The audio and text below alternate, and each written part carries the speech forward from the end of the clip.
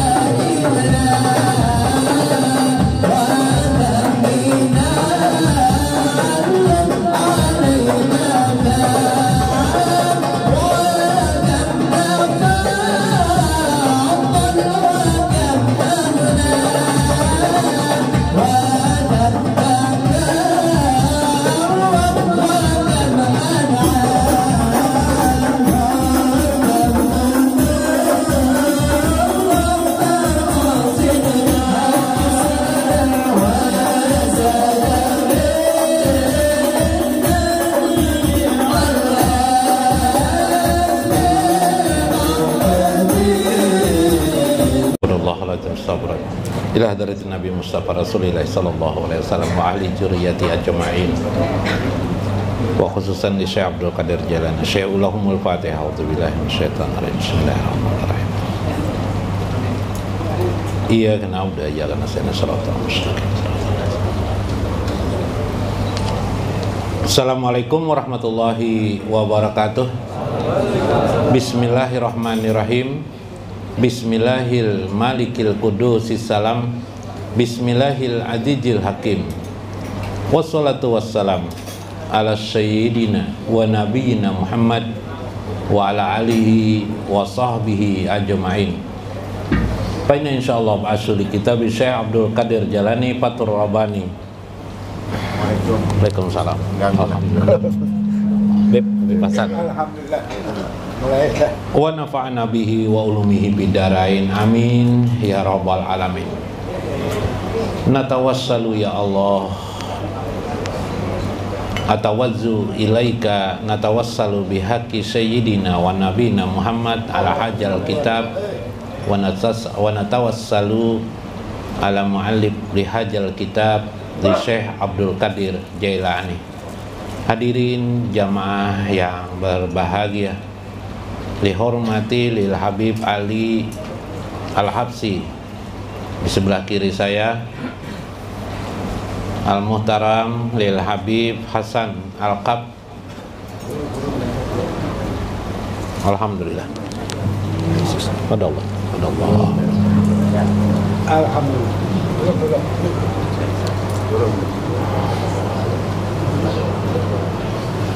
Alhamdulillah. Haji Sur. Alhamdulillah. Padallah.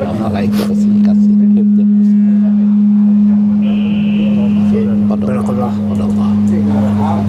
Padallah. Alaikum kasiran. Hifdhan wassalaman. Amin. Padallah. Sri. Assalamualaikum. Rojohan. Waalaikumsalam. Duduk Rojohan. Ya, alhamdulillah. Belamak pun gue. Allah belamak kah? Alhamdulillah. Adallah.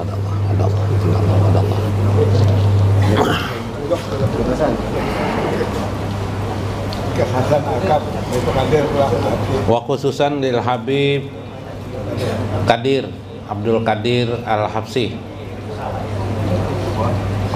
Ruknul Arsi. Tiang aras. Alhamdulillah. Wali hormati lil Ustadz Kiai Haji Aryansah yang duduk di sana, Kiai Haji Mas Kuning, Kiai Haji siapa? Muslimin, Kiai Haji Muslimin. Alhamdulillah dapat hadir pada malam ini, panjang umur, dan Haji Guru Tarmiji dan Guru Mulyadi. Alhamdulillah. Allahumma tawil umurahum wa sahih jasadahum wa sabit imanahum wa salim lahum salaman fid dunya wal akhirah. Amin ya rabbal alamin.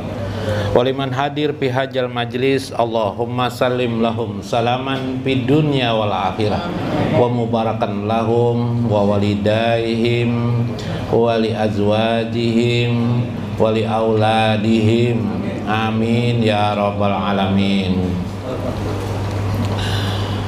Minggu kemarin saya mengisahkan tentang betapa besarnya bahtera dunia itu, dalam arti maknawi, betapa besarnya godaan-godaan di dalam dunia itu yang terselip dalam kehidupan manusia dari zaman ke zaman. Tidak ada satu zaman pun kecuali di dalamnya ada godaan-godaan yang menipu manusia dan mengakibatkan manusia makin lalai kepada Allah. Setelah itu makin menjauh dengan Allah. Setelah itu makin terpuruk dia, jatuh terjerembab dalam nafsu angkara murka kehidupannya. Subhanallah. Maka beruntunglah orang-orang yang diselamatkan oleh Allah Subhanahu wa ta'ala. Hanya karena hidayah Allah manusia itu dapat selamat dari terpaan dan godaan manusia. La hidayata illahu, tidak ada hidayah kecuali Dia saja yang bisa. Fal awalu fiha fitarikil Islam, di dalam awal tarik Islam, li sayyidina wa nabiyina Muhammad, adalah terjadi pada baginda Rasulullah sallallahu alaihi wasallam. Ketika itu beliau menginginkan agar pamannya masuk Islam. Pamannya Abu Talib masuk Islam, ayahnya daripada Sayyidina Ali bin Abi Talib. Subhanallah. Ya Abi, ya Umi, wahai ayahku, wahai Umi, udukul bisalam, masuklah engkau dalam Islam. Pamannya tidak mampu mengiyakan dengan mengucap syahadatain. Fi janibihi li Abi Jahal wa Abu Lahab, ada Abu Jahal, Abu Lahab ketika itu. Maka fayabqa Rasulullah sallallahu alaihi wasallam ala ahwalihi, menangislah Rasulullah sejadi-jadinya. Wa yabqa tawilan, menangis yang panjang sampai memeluk baginda Rasulullah kepada pamannya. Subhanallah. Lalu turunlah firman Allah. Turunlah firman Allah ketika itu, wa anjalallahu ala sayyidina Muhammadin innaka la tahdi walakinallah yahdi liman yasha. Subhanallah. Lihormati Habib Talib bin Sahab yang datang. Nah, alhamdulillah. Wa Habib Faisal Alkab. Bib. Padahal Bib.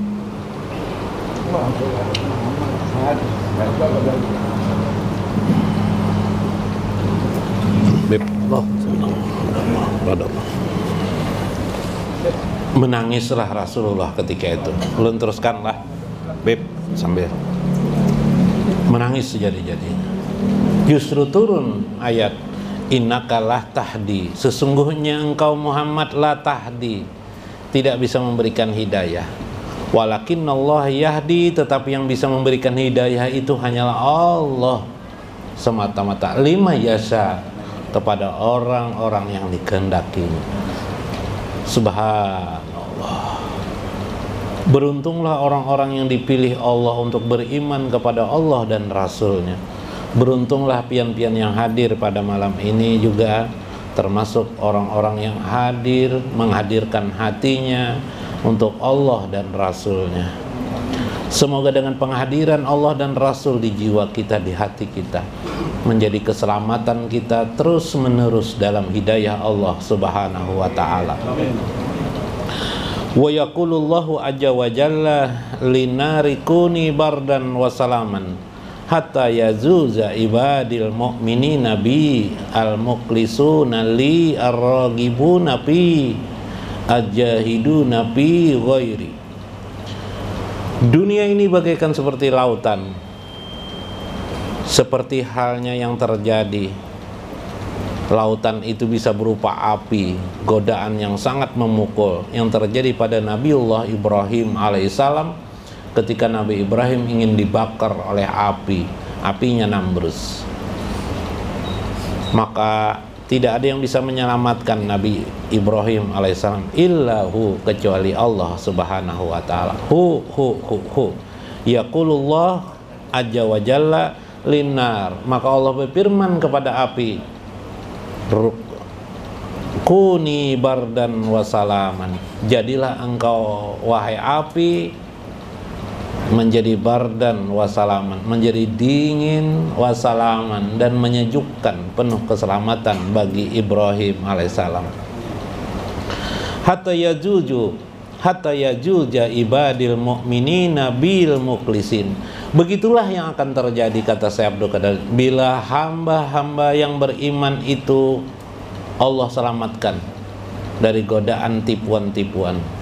Ketika mereka sudah dapat melakukan keikhlasannya beragama, warragibuna fi, dapat mencintai Allah dan Rasulnya, wajahidun fi ghairi, dan berjuang melawan selain daripada Allah Subhanahu wa taala semata-mata untuk Allah dan Rasulnya.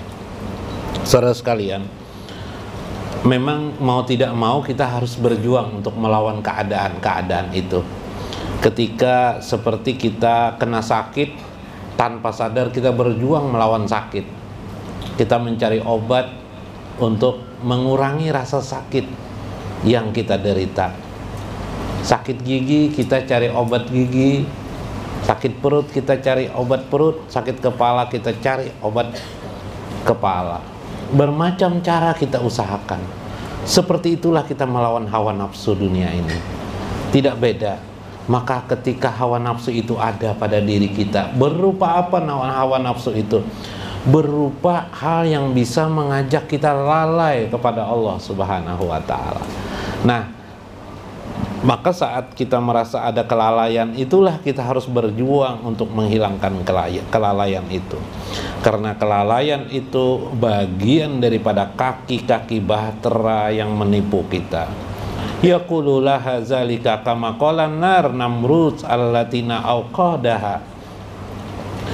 Maka Allah memperlihatkan kepada hambanya, apakah mereka sanggup untuk melawan keadaan-keadaan dunia itu.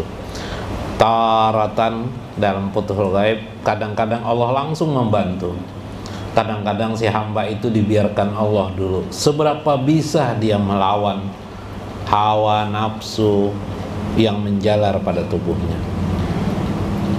Pernahlah orang ketagihan main judi? Pernahlah. Kalau tidak main judi dia menggetar.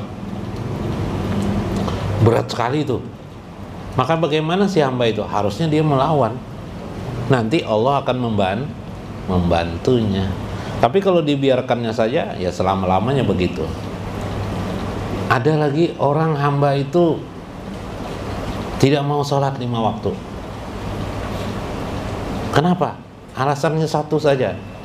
Macam-macam lah alasan. Sebenarnya intinya satu saja, pengoler. koler. Maka dia harus melawan kekolerannya itu. Maka nanti Allah taratan ukra, pada waktu yang lain nanti Allah akan membantu dia, mempermudah dia. Dan seperti anda-anda yang ada ini mungkin sudah merasa senang dan nyaman mengerjakan sholat itu. Itu ketika anda sudah merasa senang itu melaksanakan sholat, melaksanakan ibadah, ketika anda merasa senang membaca salawat, duduk bersimpuh di hadapan Allah, saat duduk seperti itulah engkau bagaikan Nabi Ibrahim yang ditolong oleh Allah pada saat api menjalar menerkam Nabi Ibrahim alaihi salam. Itulah perasaan Nabi Ibrahim. Jadi kalau ditanya, Kak, bagaimana perasaan Nabi Ibrahim ketika dibakar api itu? Seperti kita duduk merasa senang beribadah, mengabdi, bersimpuh di hadapan Allah Subhanahu wa ta'ala, ditemani oleh baginda Rasulullah sallallahu alaihi wasallam. Subhanallah. Seperti itu kata saya. Hatta yahraqa biha Ibrahim alaihissalam, yang ketika itu api benar-benar ingin membakar Nabi Ibrahim. Wa yaqulullahu azza wa jalla ya bahrad dunya la tagri hajal abdul murad al mahbub. Wahai bahtera dunia, wahai penggoda-penggoda dunia, wahai penggoda hambaku, jangan berani-berani engkau la tagrik li abdi, jangan engkau tenggelamkan hambaku ini, hambaku itu. Hajal abadal murad, jangan engkau tenggelamkan hamba yang itu yang aku kehendaki. Al mahbub, karena hamba itu sudah aku cinta.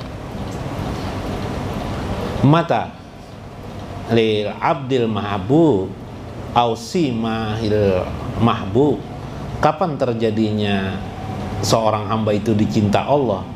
Kapan tanda hamba itu dicinta Allah Subhanahu wa ta'ala? Kapan dan di mana si hamba itu akan tahu bahwa dirinya telah dicinta oleh Allah? Jawabnya adalah bila dia sudah selalu selamat atas godaan dunia demi godaan dunia, selamat dari kelalaian demi kelalaian. fayanzu minhu wa yasiru ala sirri, maka Allah lah yang menyelamatkan manusia itu sehingga dia merasa senang untuk dekat, makin dekat dengan Allah Subhanahu wa taala. Wa yasiru ala sirri, maka jadilah Allah akan menjadikannya sirruhu, rahasia Allah Subhanahu wa taala. Inna abadi sirri, sesungguhnya hambaku itu, kata Allah, sirku, rahasiaku. Maka apabila hamba itu sudah menjadi rahasia Allah, maka Allah sangat gampang selalu melindunginya, menatanya, membangun dirinya, dan membungkusnya untuk tetap terbungkus menuju alam yang kedua, yaitu alam barzah ilal akhirah, sampai kepada akhirat. Subhanallah. Kama naza Musa alaihi salam wa qaumuhu min jalikal bahri, seperti itulah terjadi pada zaman Nabi Musa alaihi salam wa qaumuhu min jalikal bahri, yaitu pada peristiwa kaumnya ketika Nabi Musa ingin ditenggelamkan oleh Fir'aun, sehingga akhirnya Nabi Musa menuju laut. Dan ketika laut ingin menenggelamkan Nabi Musa, berlakulah mukjizat pertolongan Allah Subhanahu wa ta'ala. Subhanallah.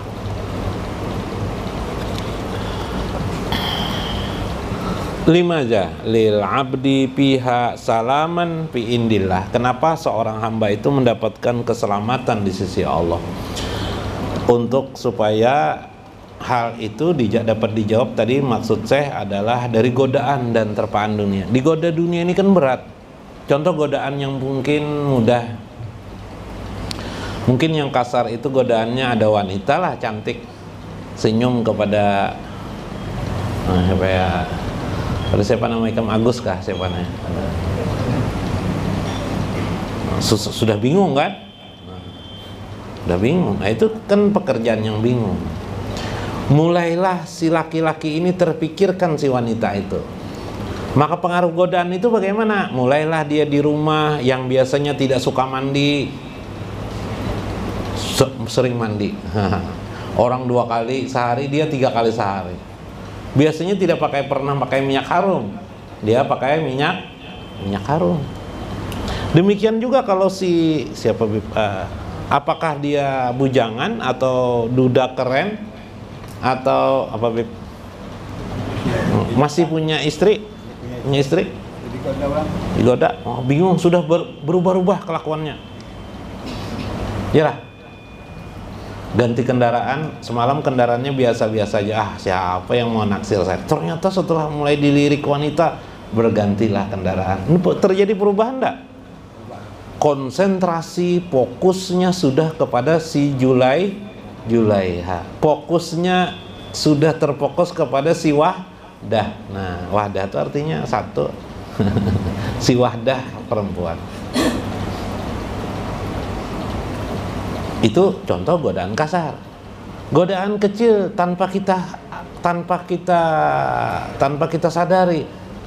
Suatu saat kita bertamu ke tempat teman, mungkin terkejut kita melihat teman kita tuh kaya sekali. Ya sudahlah. Lalu timbul di hati, wah, kalau begitu saya nanti mau kaya juga kayak teman aku ini. Kenapa jadi temanku ini jadi kaya lah? Nah, itu kan godaan dunia tuh sudah tuh nyelidik. Oh, ternyata teman ini kerjanya bikin gigi palsu. Nah, gigi palsu. Biasa gigi Pak, ada kisah gigi palsu nih saya. Paloi pas kepada dokter gigi palsu. Pas sudah gigi palsu sudah soalnya Paloi yang bayar pakai duit palsu juga. Ribut dokter, apa nih aja dokter? Nih gigi apa nih dok? Gigi palsu aja. Tuh bang, duit apa? Ini duit palsu aja dokter. Sama aja, jangan dokter gigi palsu. Mulai kita melirik teman kita itu. Yalah. Oh, dapat cara. Akhirnya kita mengejar dunia itu, mencari pekerjaan yang kita sudah punya pekerjaan, tapi kita tambah pekerjaan kita itu sampai kita lupa waktu. Asalnya mungkin masih bisa menjaga 5 waktu, belakangan nanti 5 waktu mulai tertinggal, mulai pakai kodok. Setelah mengkodok, malas mengkodok, akhirnya sudah mulai tertinggal sholatnya, makin lalai. Dulu bertemu dengan Allah setiap menit, setelah asik dengan dunia, bertemu dengan Allah hanya 5 kali sehari. Belakangan tidak bertemu lagi 5 kali sehari, mungkin 1 kali saja sehari, mungkin sebulan sekali, atau setiap hari Jumat saja bertemu. Nah ini kan Masya Allah. Ada orang membaca salawat duduk, baca maulidan duduk, tidak terasa indah rasanya maulid itu. Dulu sangat indah, indah sekali. Sekarang tidak begitu indah lagi. Maulid itu terasa di dada si hamba itu. Maka dia sudah tergelincir makin jauh dengan Allah Subhanahu wa ta'ala. Jangan kau lihat rupa bentuk dia sholat Jumat, atau dia sholat di masjid, atau sholat di rumahnya. Tapi perhatikan, si hamba itu harus mengerti, jangan melihat johir. Perhatikan hatimu. Apakah hatimu masih merasa nyaman duduk bersimpuh di hadapan Allah, atau justru itu sudah terjadi dan terasa terpaksa mengerjakannya? Pada saat kita merasakan sudah merasa terpaksa dengan Allah, saat itu sudah menjadi siman pihali abdihi, bahwa dia adalah ba'idun minallah, jauh dengan Allah Subhanahu wa ta'ala. Jadi itu yang tidak bisa digabungkan tuh. Hati yang baik dengan hati yang buruk tuh tidak bisa digabungkan. Isi hati yang baik dengan buruk tidak bisa digabungkan. Begini nah, sepeda motor itu ada oli kan, masukkan oli yang asli. Kalau olinya oli palsu, kira-kira sepeda motor itu apa terasa? Enak enggak dipakai? Mulai bunyinya macam-macam nyala. Nah enak itu gigi palsu jadi pasang, biblah. Gigi palsu jadi pasang, ya kelak. Nah kalau yang lainnya palsu tidak ada enak. Nah karena sudah demikian hati kita, ketika hati kita sudah tidak merasa enak dan nyaman bersimpuh di hadapan Allah, berarti tandanya nih, isi hati kita ini sudah jauh dengan Allah. Berarti diri kita juga jauh dengan Allah Subhanahu wa ta'ala. Itu kalau mencek pribadi masing-masing. Karena itu hendaklah kamu khusyuk dan tawadu kepada Allah Subhanahu wa ta'ala. Lil Imam Qusairi mengatakan dalam kitab beliau Imam Qusairi, Risalah Qusairi, Babul Khusyuk wa Tawadu, hendaklah kamu khusyuk. Al-khusyuk al-inqiyadu lil haq. Khusyuk itu fokus kepada Allah Subhanahu wa ta'ala. Nah orang yang tadi mendapatkan hidayah itu adalah orang yang khusyuk kepada Allah. Tandanya dia khusyuk. Khusyuk itu apa? Fokus hatinya selalu hudur hatinya. Hudurnya itu adalah Allah dan Rasulnya. Nah hudur di hatinya Allah, Allah dan Rasulnya. Wakila syurutul khusyuk fi sholat. Misalnya khusyuk di dalam sholat. Apa itu? Kata Syekh Qusairi, an la ya'rafu min ala yamini man ala yaminihi wa man ala simalihi. Orang yang khusyuk dalam sholat itu ialah orang yang tidak mengenali lagi man ala yaminihi, orang di sebelah kanannya, ataukah orang fisimalihi, orang di sebelah kirinya. Tidak kenal Bipai. Udah tahu Bipai, misalnya sholat jamaah udah kenal kanan kiri lagi dia, itu tandanya orang itu sudah khusyuk, mulai khusyuk. Kalau tidak khusyuk, Udin di sebelah koni jar, di mukanya paloi jar. Nah berarti pikirannya ke dunia aja masih itu, ya lah. Nah urusan dunia, paloi jar, pakaian pakaian baru lagi nih, paloi ini jar. Pas imamnya Habib Talib berjubah Habib Talib berjubah coklat Habib Talib dikomentari benar. Baju di mana tuh, di bawah aja. Jauh dari khusyuk. Subhan. Wa nusuki wa mahyaya Nah, ini adalah kusuk. Adalah Rasulullah sallallahu alaihi wasallam an Anas ibnu Malik radhiyallahu anhu qala kana Rasulullah sallallahu alaihi wasallam adalah Rasulullah sallallahu alaihi wasallam itu, kata Anas bin Malik, yaudul marida. Kan Rasulullah itu hidupnya bukan berarti berkurung di rumah, tidak. Kekusuhan beliau itu tetap johirnya di dunia, batinnya kepada Allah. Johirnya yaudul marid, ada orang sakit dikunjungi beliau. Wayasiul janais, jenazah apa, menyelenggarakan jenazah, menggotong menggiring jenazah. Wayarkabul himar, beliau pun juga menunggang himar. Jadi bukan unta aja ditunggang sidin, himar.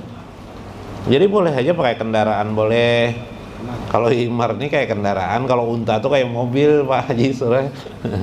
Himar. Wayuji budak watal abadi, menerima undangan, mendatangi undangan kawin, undangan apa lagi? Undangan maulidan, undangan macam-macamnya undangan. Asal jangan janda aja biblah undang biblah, bahaya biblah. Wah, jangan Jabib. Hancur Jabib. Sekarang ini kan ada lagu terkenal tuh, janda yang mana, janda apa Jabib? Apa bahaya bana tuh? Janda kembang tuh. Wa kana yaumu Quraidah wan Nadir, pada masa peperangan Quraidah dan Nadir, ala himarin mahzumi bihablim min laifin.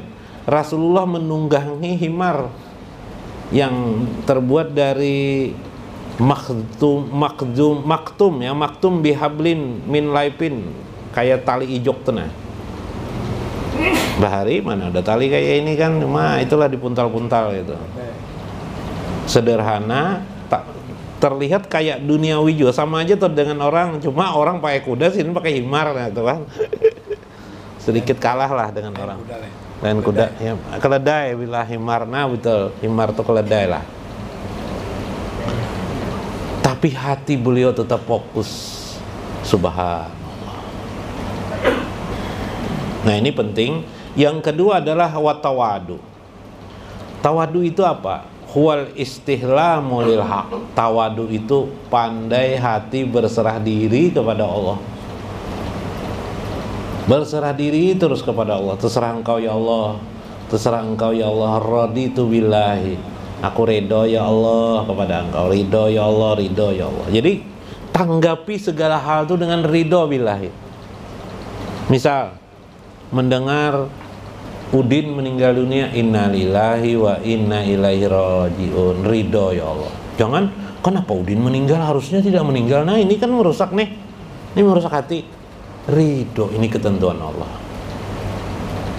Mendengar Udin dapat duit, dapat rezeki besar, alhamdulillah, ridho ya Allah. Kita belum dapat lagi, tapi kita sudah ridho.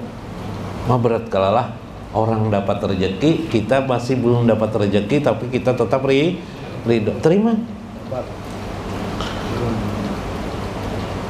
Palui kawin, Garbus mendengar Palui kawin, ridho aja Pak anu Garbus, terima.